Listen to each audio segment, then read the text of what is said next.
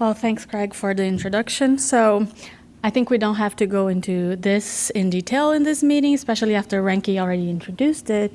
But I put this slide here because I wanted to make a point that when you have heart failure and that happens because of a defect in cardiac contractility and cardiomyocytes, when we're talking about myocardial infarction, this is really a vascular disease.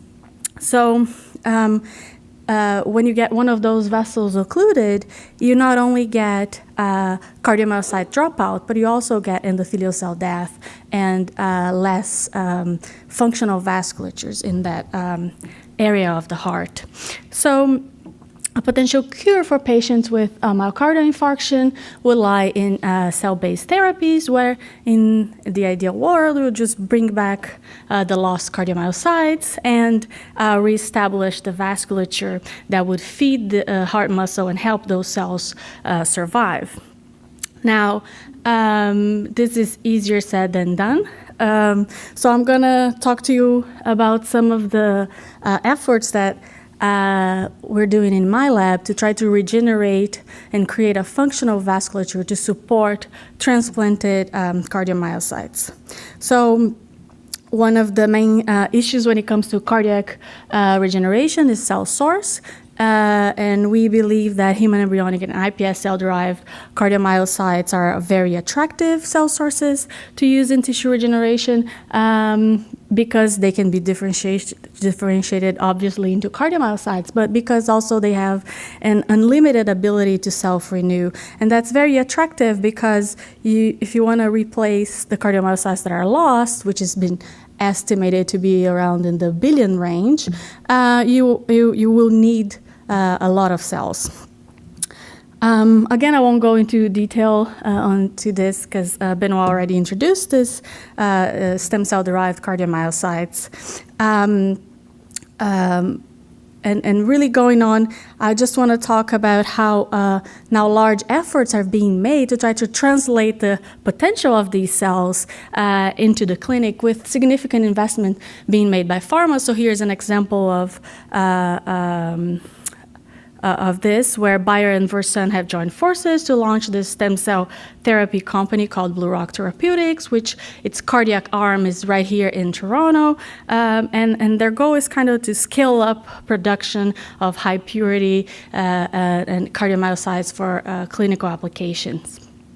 And as you can imagine, this is a big task. We'll need lots of cells, and that can be really expensive. Now, the issue of getting enough cells and the cost is really potentiated by the fact that when you transplant these cells into the infarcted heart, most cells die. So this can be a big deal. So we believe this argues for alternative strategies to be able to transplant these cells and make them survive. But how important is this? This is very important. Again, you don't have to take my word for it. Here's a consensus statement that was published on Circulation last year of some of the lead scientists, I guess, in the world involved in cardiac regeneration, that they have agreed that for cardiac regeneration to occur, it is important to improve the efficiency of cell therapy and enhance engraftment.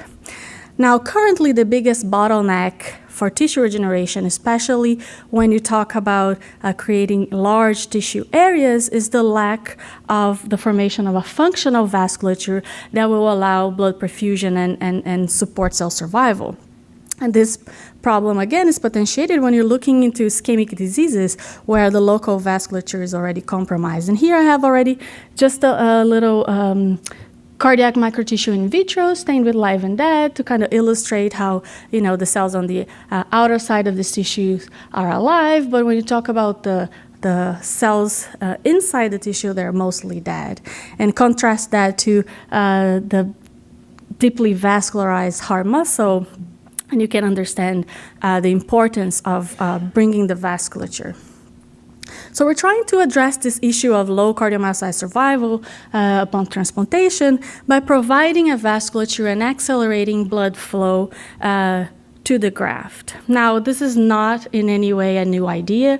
People have been trying to vascularize ischemic tissues for a long time, and multiple strategies have been used that usually follow into one of these two categories, so either growth factors like VEGF or single cells, and then here you can name the cells that have been used, like stem cells, mesenchymal cells, and endothelial cells.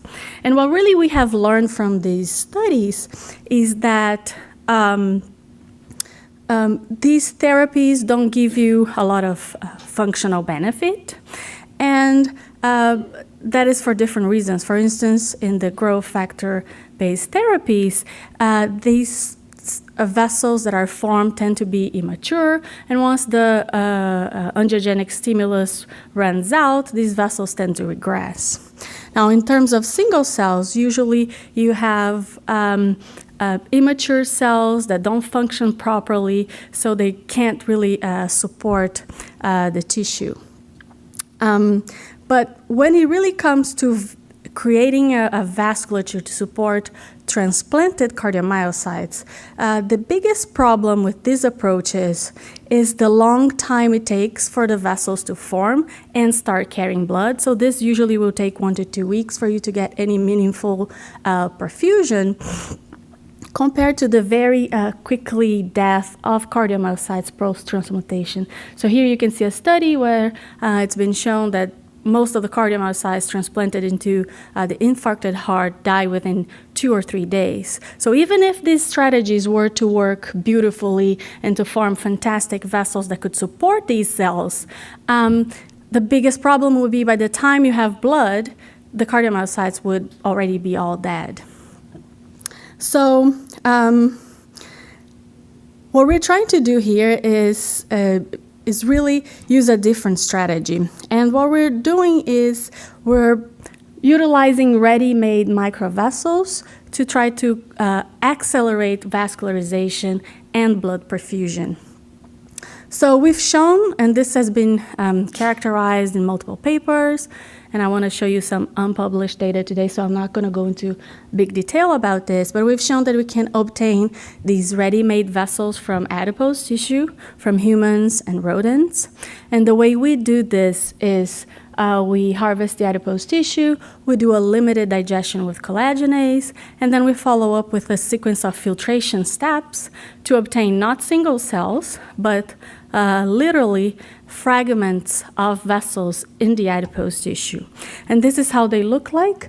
They retain vessel shape, so you can see the lumen. Endothelial cells cover this lumen, and on the outside you have perivascular cells, such as smooth muscle cells and pericytes.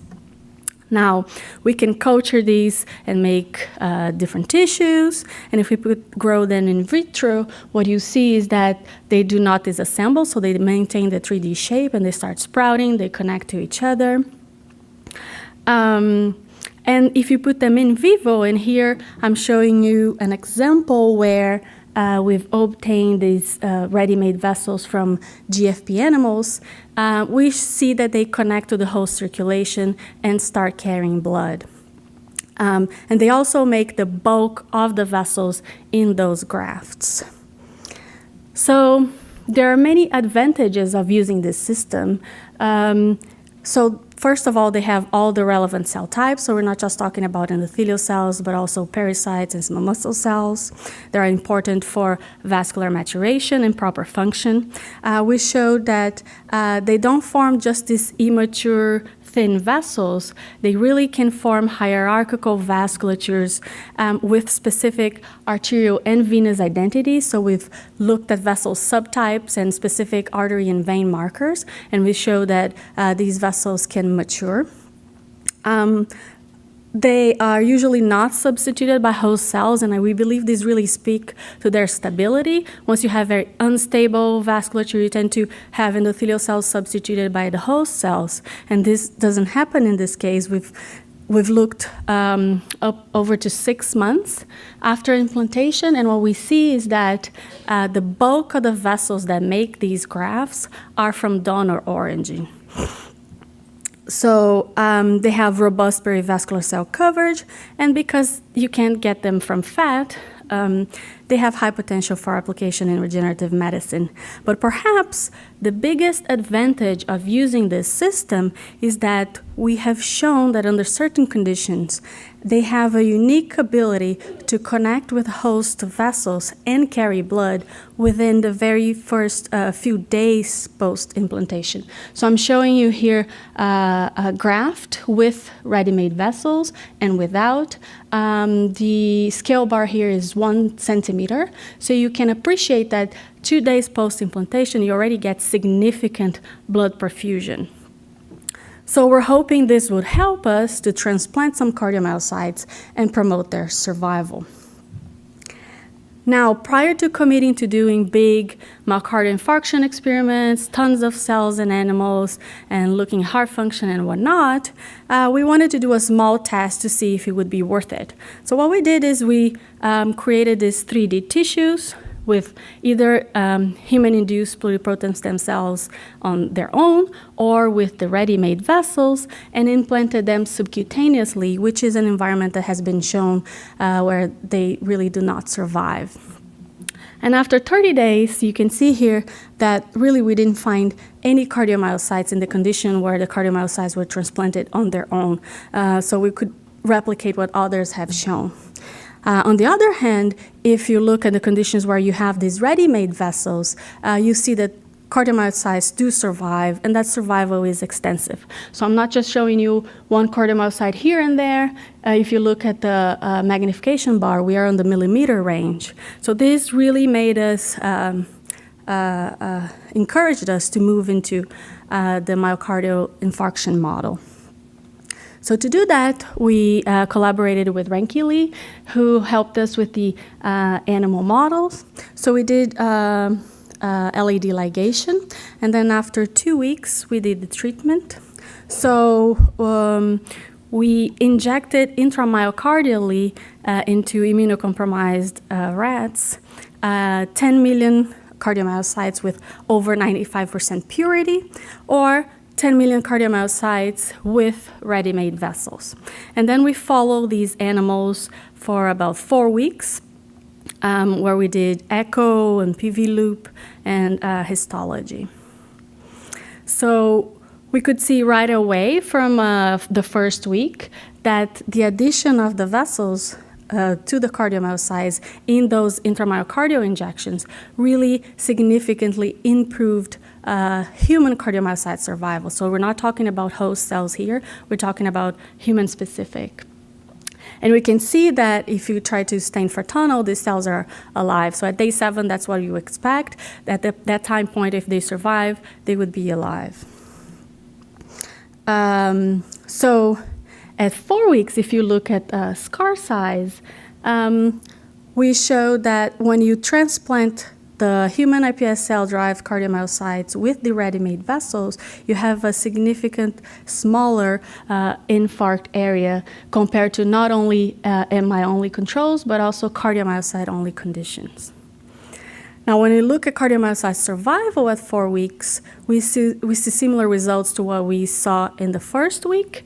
So using a human-specific nuclear antibody, we looked at the survival of the human cells, and we saw that the graft sizes were about 4 times larger when you had injected the microvessels with it.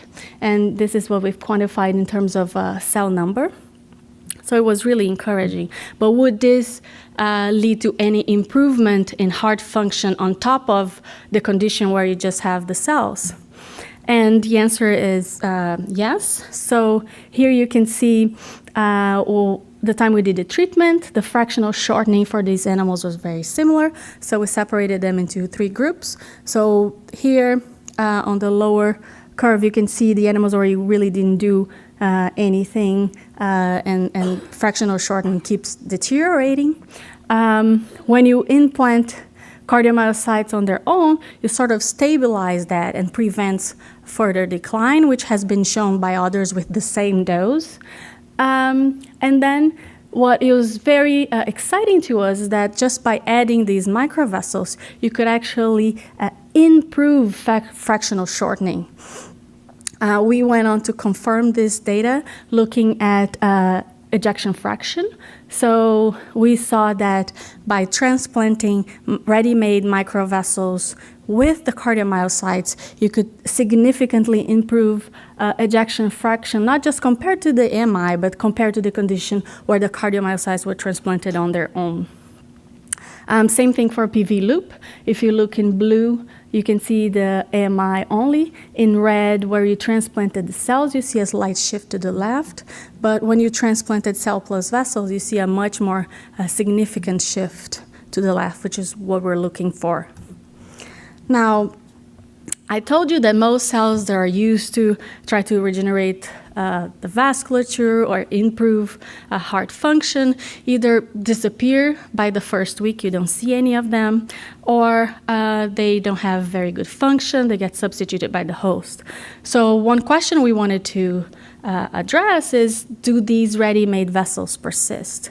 So to try to address that, what we did is we isolated vessels from GFP animals and transplanted them into the nude rats and follow them through time.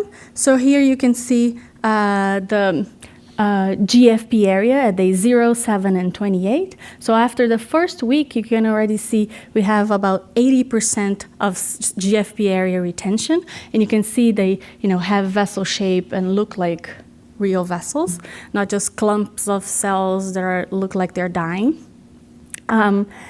4 weeks later, we still see over 60% of GFP area in these grafts. So I actually think this is a conservative measurement we're doing because we're measuring GFP area, but if you look, the vessels at day 28, they're much smaller in diameter.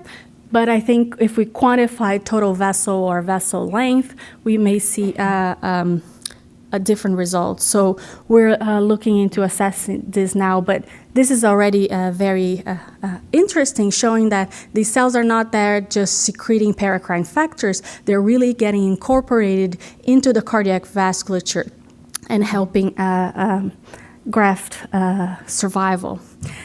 Now, what is the mechanism? And this is what we're trying to get to. So the first and low-hanging fruit to kind of assess is just look at whether the vessel density is different. And what we did is we stained these grafts for CD31, so you would pick both host and donor vessels. And we see that if you look at just the CD31 positive area in these grafts, you see about twice the number of CD31 positive cells in the graft, suggesting that this may be one of the ways where, how they're helping. Now, one thing that we really want to address is perfusion. So is the addition of these ready-made vessels really leads to early perfusion or earlier perfusion in these grafts in the heart, as opposed to what we've shown that can happen in different areas. And this is something we're trying to address, and it's trickier than it seems, but we're working on it. So it's still a work in progress. So I'll thank Xu Tao, which is the person that's leading this project, and of course my collaborators, Ranky Lee for the work with the animals, and Mike Laflamme, who has helped with some of the staining for the human cells. So thank you.